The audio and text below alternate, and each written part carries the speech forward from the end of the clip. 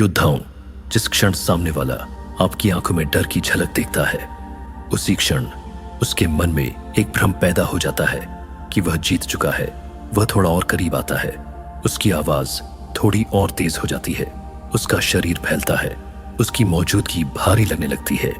वह आपको सोचने का समय नहीं देना चाहता। वह चाहता है कि आप प्रतिक्रिया दें, सोचे नहीं, क्योंकि सच्चाई यह है, इंटिमिडेशन कभी भी सत्य के बारे में नहीं होता। यह दबाव के बारे में होता है। यह एक अभिनय है, एक मनोवैज्ञानिक नाटक, जिसका उद्देश्य है आपको इतना असहज कर देना कि आप अपने शब्द बनने से पहले ही अपने मन को मोड़ लें। जरा एक दृश्य की कल्पना करें। कोई आप पर हावी होने की कोशिश कर रहा है। उसकी आवाज तेज है, उसका लहजा कठोर है। अधिकतर लोग क्या करते हैं? वे जल्दी जल्दी बोलने लगते हैं, वे अपनी सफाई देने लगते हैं, वे खुद को साबित करने लगते हैं, और ठीक यही वे अपनी शक्ति खो देते हैं। क्योंकि इंटिमिडेशन को जिंदा रहने के लिए आपकी भावनात्मक प्रतिक्रिया चाहिए होती है। आप जितना झुकते हैं वह उतना मजबूत होता जाता है। आप जितना जल्दी जवाब देते हैं, आप उतनी जल्दी अपना नियंत्रण उसके हाथ में दे देते हैं। लेकिन क्या होगा अगर जिस क्षण वह उम्मीद कर रहा है कि आप सिकुड़ जाएंगे, आप बिल्कुल स्थिर हो जाए। ना आवाज ऊंची, ना घबराहट भरी मुस्कान, ना रक्षात्मक शब्द, बस शांत आंखें और जमी हुई मौजूदगी। अचानक उसका पूरा स्क्रिप्ट टूट जाता है, उसकी लय बिखर जाती है, उसका दबाव कहीं उतरता ही नहीं, और बिना एक शब्द ऊंचा किए शक्ति का संतुलन चुपचाप पलट जाता है। समझ लीजिए, इंटिमिडेशन ताकत नहीं है, यह जल्दी नियंत्रण पाने की एक रणनीति है। और आज आप सीखने वाले हैं कि उस रणनीति के मंच को ही कैसे हटा दिया जाए। कमेंट में लिखें, calm beats pressure. Tactic 1, freeze the stage. मंच को स्थिर कर दो। हर इंटिमिडेशन एक प्रदर्शन है, हमेशा एक अदृश्य मंच होता है, एक छुपा हुआ स्पॉटलाइट और आपसे एक अपेक्षित प्रतिक्रिया।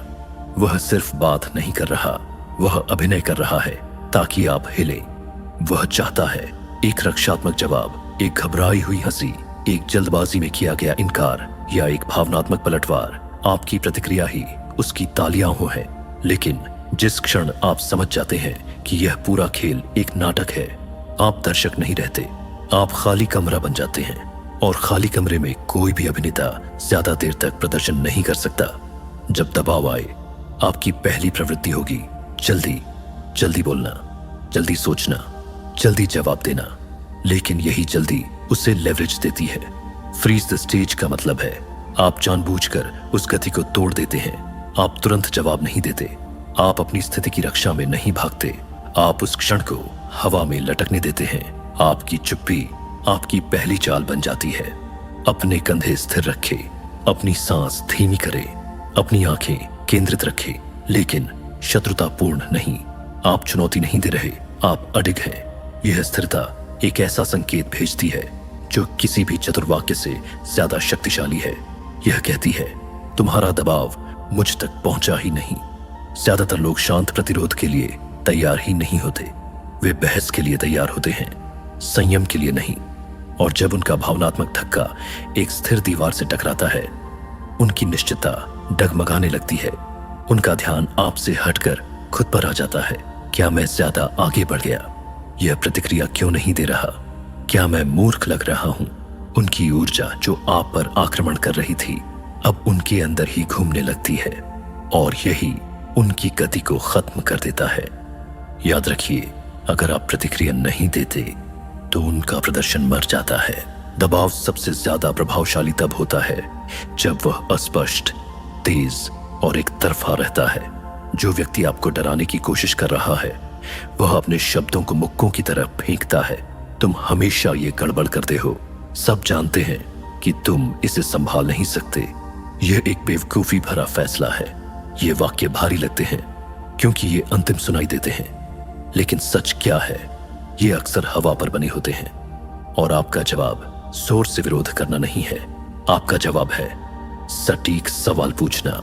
आप स्पॉटलाइट को घुमाते हैं और उन्हें मजबूर करते हैं अपने ही शब्दों को खोलने के लिए। शांत आवाज में पूछिए, आपका मतलब ठीक ठीक क्या है? कौन सा हिस्सा आपको समस्या लग रहा है? यह जानकारी आपको कहां से मिली? आप किस परिणाम को लेकर चिंतित हैं। जैसे ही आप उनसे स्पष्टता मांगते हैं, उनका भावनात्मक लाभ रिसने लगता है, क्योंकि आरोप लगाना आसान है, समझना मुश्किल है। एक्सप्लेनेशन धीमा होता है, मानसिक रूप से भारी होता है और भावनात्मक रूप से कमजोर होता है। अब वे हमला नहीं कर रहे, वे सोच रहे हैं, और जो व्यक्ति सोच रहा है वह हावी नहीं हो सकता। यहां एक मनोवैज्ञानिक नियम काम करता है। जो व्यक्ति समझा रहा है वह अपना स्टेटस खर्च कर रहा है। उसे कारण देने पड़ते हैं, उसे उदाहरण देने पड़ते हैं, उसे तर्क खोजना पड़ता है। उसका कॉग्निटिव लोड बढ़ता है, उसकी भाषा लड़खड़ाने लगती है, उसकी भावनात्मक गति टूटने लगती है। और आप बस छोटे सर्जिकल सवाल पूछ रहे हैं। आप धक्का नहीं दे रहे, आप दिशा दे रहे हैं। लेकिन ध्यान रहे, आपका लहजा जिज्ञासु होना चाहिए, चुनौतीपूर्ण नहीं, व्यंग्य नहीं, गुस्सा नहीं, रक्षात्मकता नहीं, साफ जांच। जब आपका सवाल लड़ाई जैसा नहीं बल्कि जांच जैसा लगता है, तो सामने वाला आपको आक्रामक नहीं कह सकता। आप लड़ नहीं रहे, आप विश्लेषण कर रहे हैं, और विश्लेषण इंटिमिडेशन का दुश्मन है। जैसे जैसे वह विस्तार से बोलता है, विरोधाभास सामने आने लगते हैं, लेकिन तुरंत मत पकड़िए, उसे बोलने दीजिए, क्योंकि चुप्पी के बाद लोग अक्सर ज्यादा बता देते हैं जितना वे बताना चाहते थे। आपका शरीर खुला रहे, हल्का सा सिर झुकाओ, स्थिर नजर, संपर्क, तेजी से सिर हिलाकर सहमति मत दीजिए। आप सुन रहे हैं, समर्पण नहीं कर रहे। धीमी सांस लें ताकि आपकी आवाज कभी ऊंची न हो। स्थिर आवाज यह संकेत देती है, मैं खतरे में नहीं हूं, और यही आपको भावनात्मक अपहरण से बचाता है। अब आप नहीं सोच रहे, मैं खुद को कैसे बचाऊं। आप सोच रहे हैं, असल में दावा क्या किया जा रहा है। यही मानसिक बदलाव तनाव को कम करता है और निर्णय क्षमता को बढ़ाता है। याद रखिए, जब दबाव को खुद को समझाना पड़ता है तो वह सिकुड़ जाता है।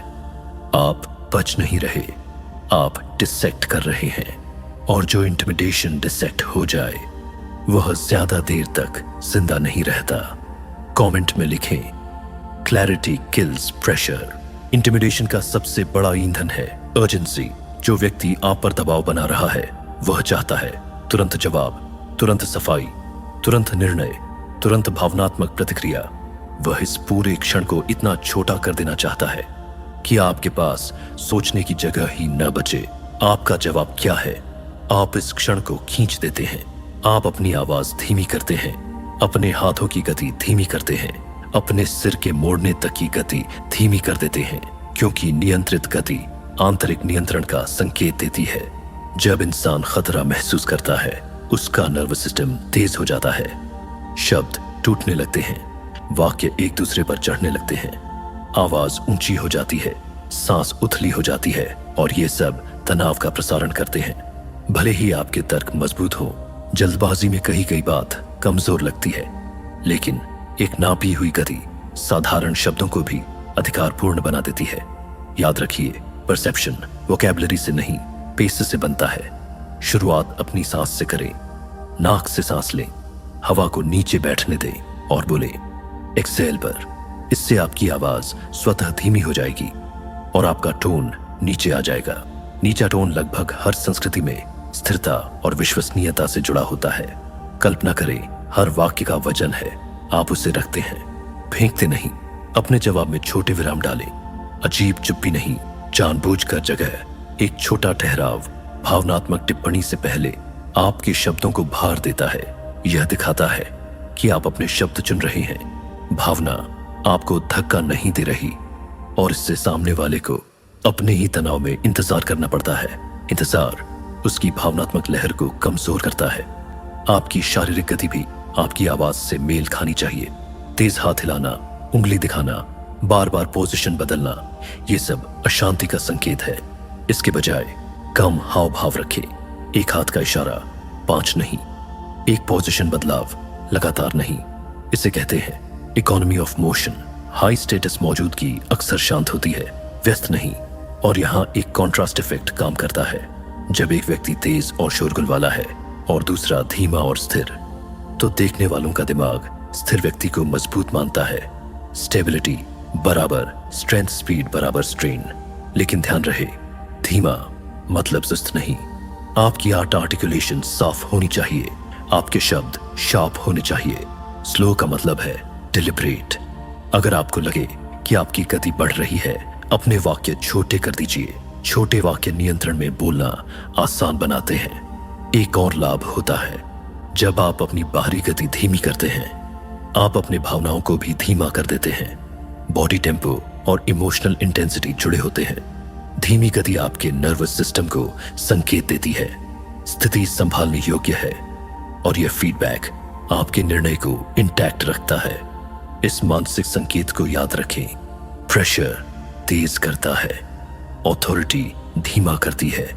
आप तूफान से मेल नहीं खा रहे, आप मौसम बदल रहे हैं। कमेंट में लिखें, माई पेस विंस। मानव संवाद सिर्फ शब्दों से नहीं होता। दूरी, स्थिति, शरीर का कोण, खड़े होने का तरीका, ये सब लगातार ऐसे संकेत भेजते रहते हैं जो शब्दों से पहले समझे जाते हैं। जो व्यक्ति आपको इंटिमिडेट करना चाहता है, वह अक्सर शब्दों से पहले शरीर से जीतने की कोशिश करता है। वह थोड़ा ज्यादा पास आ जाता है, वह आपके ऊपर झुकता है, वह आपकी लाइन ऑफ साइट में आकर खड़ा हो जाता है, वह आपको इंच दर इंच पीछे हटाने की कोशिश करता है। और वो इंच बहुत मायने रखते हैं, क्योंकि हर छोटा सा पीछे हटना चुपचाप ऑथॉरिटी ट्रांसफर करता है। आपका उद्देश्य टकराव नहीं है, आपका उद्देश्य है स्पेशियल ओनरशिप, यानी जगह का स्वामित्व। सबसे पहले अपने फुटप्रिंट के प्रति जागरूक बनिए। अपने पैरों को कंधों की चौड़ाई पर रखें, न बहुत सख्त न बहुत ढीला, वजन बराबर बांटा हुआ। यह स्टांस अकेले ही आपके शरीर में दबाव को महसूस करने के तरीके को बदल देता है।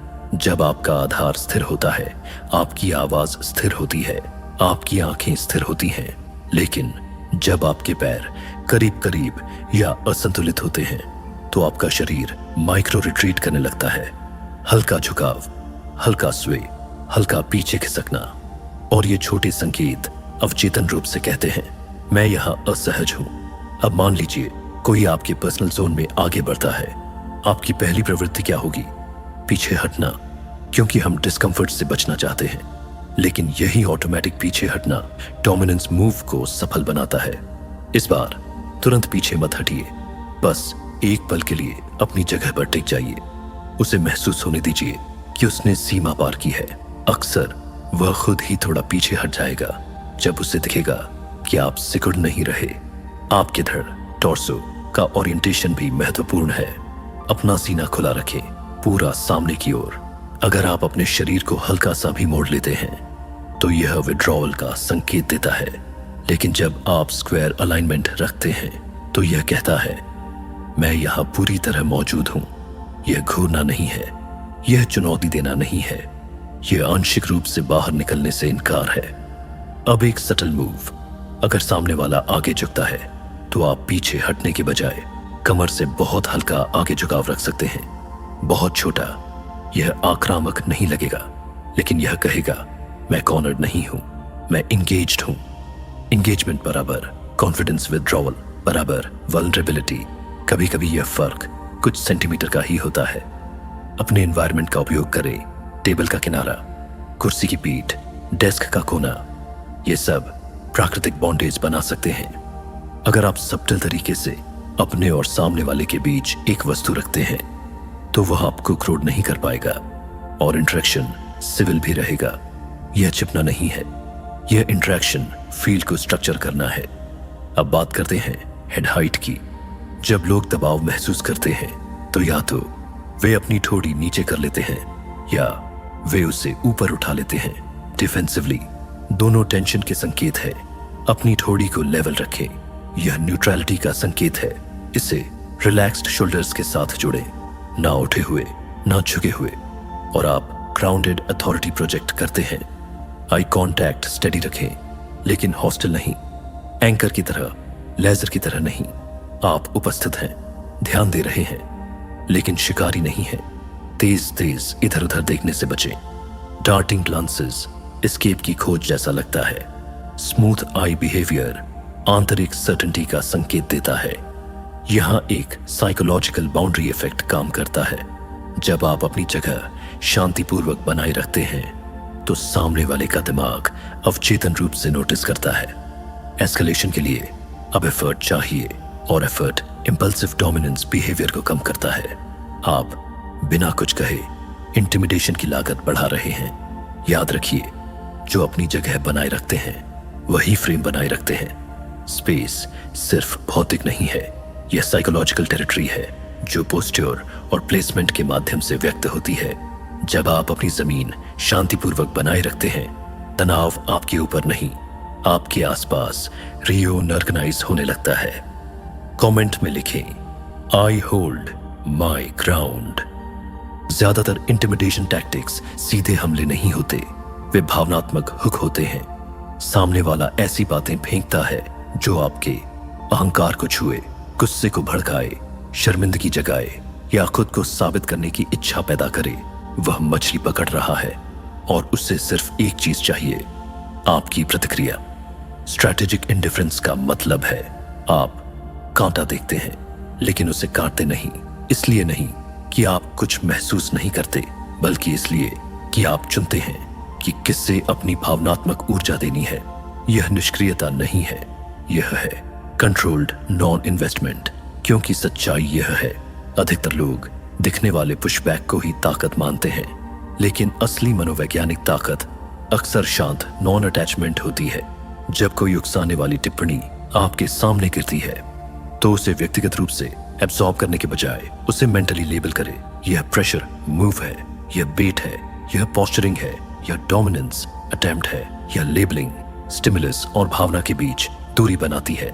और दूरी बराबर चॉइस, चॉइस बराबर कंट्रोल। बिना इस गैप के भावना स्वतः व्यवहार को ड्राइव करती है। आपका चेहरा हल्का सा न्यूट्रल रहे, ना बिल्कुल जमाया हुआ, ना ज्यादा एक्सप्रेसिव।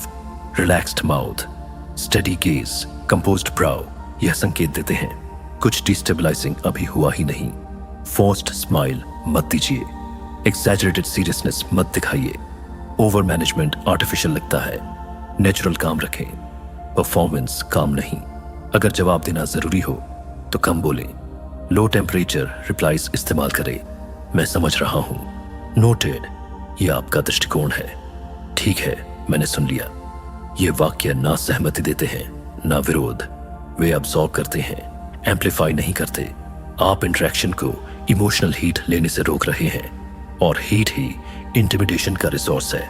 यहां एक पावरफुल चीज होती है, एक्सपेक्टेशन वायोलेशन। सामने वाला उम्मीद करता है, विरोध माफिया सहजता, लेकिन जब कुछ भी नहीं मिलता उसका प्रेडिक्शन मॉडल टूट जाता है। मनुष्य सोशल डोमिनेंस अटेम्प्ट्स में प्रिडिक्टेड रिएक्शंस पर निर्भर करता है। जब प्रिडिक्शन फेल होता है, कॉन्फिडेंस गिरता है। वह कुछ समय के लिए और पुश कर सकता है, लेकिन इमोशनल पे ऑफ के बिना एस्केलेशन थकाऊ हो जाती है। अपने माइक्रो सिग्नल्स पर ध्यान दें।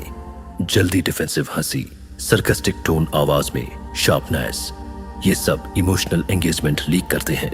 आपके शब्द न्यूट्रल हों, लेकिन आपकी डिलीवरी स्मूथ हो। आपकी आवाज शांत पानी जैसी हो, लहरों जैसी नहीं। ब्लिंकिंग रेट भी संकेत देता है। धीमी ब्लिंकिंग अक्सर काम प्रेजेंस बढ़ी जाती है। स्ट्रेटेजिक इंडिफरेंस आपके डिसीजन क्वालिटी को भी बचाती है। इमोशनल हुक्स सोच को संकीर्ण करते हैं। नॉन अटैचमेंट आपका कॉग्निटिव फील्ड चौड़ा रखता है। अब आप इवैल्यूएट कर सकते हैं, बाउंड्री सेट करनी है, रिडायरेक्ट करना है या एग्जिट लेना है। लेकिन एक सीमा समझ लें, इंडिफरेंस टू प्रोवोकेशन का मतलब अब्यूज टॉलरेट करना नहीं है। आप इमोशनल मैनिपुलेशन से डिसएंगेज हो रहे हैं, मिसट्रीटमेंट एक्सेप्ट नहीं कर रहे। अगर कोई स्पष्ट सीमा पार करता है तो आप शांतिपूर्वक एक प्लेन बाउंड्री रख सकते हैं। इस तरह की भाषा स्वीकार्य नहीं है। हम इस टोन में बात नहीं करेंगे। बिना भावनात्मक चार्ज के कही गई बाउंड्री हीटेड रिबटल से कहीं ज्यादा प्रभावी होती है। ध्यान को मुद्रा समझिए। हर भावनात्मक प्रतिक्रिया एक भुगतान है। सिर्फ वहीं खर्च करें जहां रिटर्न योग्य हो। जब आप भुगतान बंद करते हैं, मैनिपुलेटर्स की फंडिंग बंद हो जाती है। उनका दबाव ईंधन खो देता है। जिसे आप भावनात्मक रूप से स्पॉन्सर नहीं करते, वह आपको नियंत्रित नहीं कर सकता। चुनी हुई उदासीनता कमजोरी नहीं है, यह लेवरेज है। किसी भी हाई प्रेशर इंटरेक्शन में आखिरी चाल होती है एग्जिट। अधिकतर लोग इतना ध्यान इस बात पर देते हैं कि कॉन्फ्रंटेशन के दौरान क्या कहना है, कि वे यह भूल जाते हैं। आप कैसे जाते हैं वही पूरी कहानी तय करता है। अंतिम क्षण मेमोरी एंकर बन जाता है, और जो एंडिंग को नियंत्रित करता है वही नैरेटिव को नियंत्रित करता है, जिसे लोग बाद में याद रखते हैं। एक कंपोज्ड डिपार्चर एक पावर स्टेटमेंट है जिसे किसी तालियों की जरूरत नहीं होती।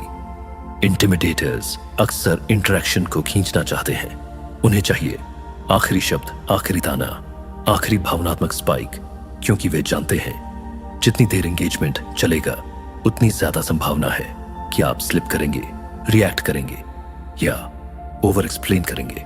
और आपका एडवांटेज तभी आता है जब आप अननेसेसरी ड्यूरेशन से इनकार करते हैं, जब आपकी स्थिति स्पष्ट हो चुकी है, आपकी बाउंड्री सेट हो चुकी है, आप सर्कुलर टेंशन में नहीं रुकते, आप डिसएंगेज करते हैं स्टेडीनेस के साथ। एक स्ट्रॉन्ग एग्जिट के मैकेनिक्स बहुत सटल होते हैं। आपकी अंतिम पंक्ति लेवल वॉइस में होनी चाहिए, ना अचानक स्पीड अप, ना trailing uncertainty. Simple closing lines का उपयोग करें। हम यहां समाप्त करते हैं, मेरा निर्णय हो चुका है, हम इससे बाद में रिविजिट कर सकते हैं। यह बातचीत यहीं खत्म होती है। Short, final, neutral, decorative language से बचें। फाइनलिटी सिंपल होने पर सबसे शक्तिशाली लगती है। अब शरीर की बात अचानक मुड़कर मत जाए, वह एस्केप जैसा लगता है। इसके बजाय अपनी ओरिएंटेशन स्मूथली बदले, अपने सामान को बिना जल्दबाजी के उठाए, चलने से पहले अपनी पोस्चर सीधी करे और पहला कदम नेचुरल पेस पर ले। अनहरिड मोशन इंटरनल सर्टेनिटी को कम्युनिकेट करता है। रश्ड मोशन रिलीफ या फियर जैसा लगता है।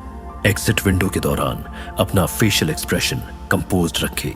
कई लोग डायलॉग के दौरान कंट्रोल रखते हैं, लेकिन जैसे ही वे मुड़ते हैं वे साई करते हैं, सिर हिलाते हैं, कुछ बड़बड़ाते हैं, और वही लीकेज पहले के सारे स्ट्रेंथ सिग्नल्स को मिटा देता है। न्यूट्रल कंपोजर बनाए रखें जब तक आप पूरी तरह इंटरैक्शन रेंज से बाहर न हो। अब एक महत्वपूर्ण तत्व, एक्सप्लेनेशन रिस्ट्रेंट। आपको डिसएंगेज करने के लिए लंबी जस्टिफिकेशन देने की जरूरत नहीं है। तौर पर ओवर एक्सप्लेनिंग नेगोशिएशन को फिर से खोल देता है। नेगोशिएशन प्रेशर को फिर से आमंत्रित करता है। प्रेशर नई इमोशनल हुक्स लाता है। एक कंसाइज क्लोज आपके फ्रेम को सुरक्षित रखता है। सोचिए, डोर क्लोज्ड ना कि हाफ ओपन। एग्जिट के बाद की चुप्पी भी इस टैक्टिक का हिस्सा है। एड्रेनलिन ड्रिवन फॉलोअप मैसेजेस मत भेजिए।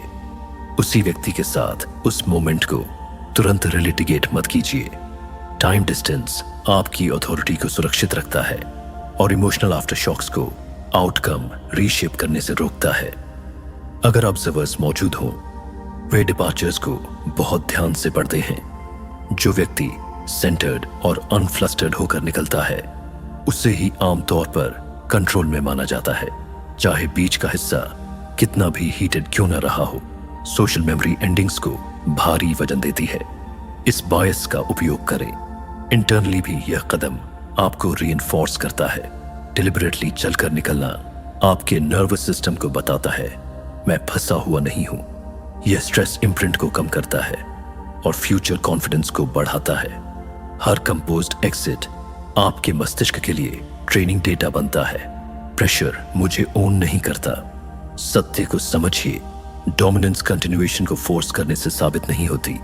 डोमिनेंस कंक्लूजन चुनने की स्वतंत्रता से साबित होती है। जो व्यक्ति बिना एजिटेशन के डिसएंगेज कर सकता है वही फ्रीडम ऑफ पोजीशन दिखाता है, और फ्रीडम ऑफ पोजीशन वास्तविक लेवरेज है। इंटिमिडेशन तभी तक जीवित रहता है जब तक वह आपके नर्वस सिस्टम के अंदर प्रवेश कर जाता है। जब वह आपकी नब्ज तेज कर देता है, आपके विचारों को स्क्रैम्बल कर देता है और आपको रिएक्शन में खींच लेता है। लेकिन अब आप उसके हिडन मैकेनिक्स समझ चुके हैं। अब आप जानते हैं कैसे प्रेशर स्टेज्ड होता है, कैसे इमोशनल हुक्स सेट होते हैं, कैसे डोमिनेंस स्पीड, नॉइज और प्रॉक्सिमिटी पर निर्भर करता है, और सबसे महत्वपूर्ण, अब आपके पास एक काउंटर फ्रेमवर्क है। Stillness, precision, pacing, positioning, detachment, calibrated, agreement, controlled, exit. आपको ऊंची आवाज की जरूरत नहीं है, आपको तीखे इंसल्ट्स की जरूरत नहीं है, आपको आक्रामक बनने की जरूरत नहीं है। सम्मान पाने के लिए सबसे अस्थिर करने वाली उपस्थिति वह व्यक्ति होता है जो खींचा नहीं जाता, जो सुनता है बिना सिकुड़े, जो सवाल करता है बिना कांपे, जो चलता है बिना जल्दबाजी के। एक सेंटर्ड मन एक ऐसा मिरर बन जाता है जो सामने वाले की इंस्टेबिलिटी को उजागर कर देता है।